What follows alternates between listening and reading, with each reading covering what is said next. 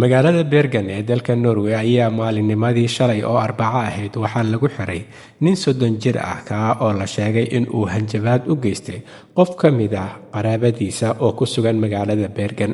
ninkan ayaa la sheegay in uu ka yimid magaalo kale oo aan Bergen ahayn uuna magaalada ku joogay booqasho, waxaana la soo warinayaa in uu hanjabaad culus u geystay qof ka mid ah qoyskiisa ama qaraabadiisa oo ku nool magaalada Bergen. taliyaha howlgallada booliska Martin Rebnor ayaa sheegay in ninkan la soo xiray kadib markii uu hanjabaadan u geystay qof ka mid ah qoyskiisa. 30 jirkan ayaa lagu soo xiray xabsiga ku yaala saldhigga magaalada Bergen ee caasimadda labaad ee dalka Norway.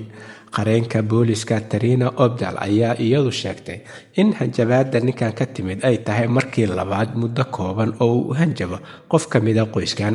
30 jirkan ayaa su'aalo la weydiin doona waxa uuna ku xiran yahay saldhigga magaalada Bergen ee caasimadda labaad ee dalka Norway. halka ay wararka ugu doorkaroon idinkaga imaanayaan waa Somali Voice Norway ama codka Soomaaliyeed ee Norway, waxaana idinla socodsiinaya aniga oo ah Cabdulaahi Shiine.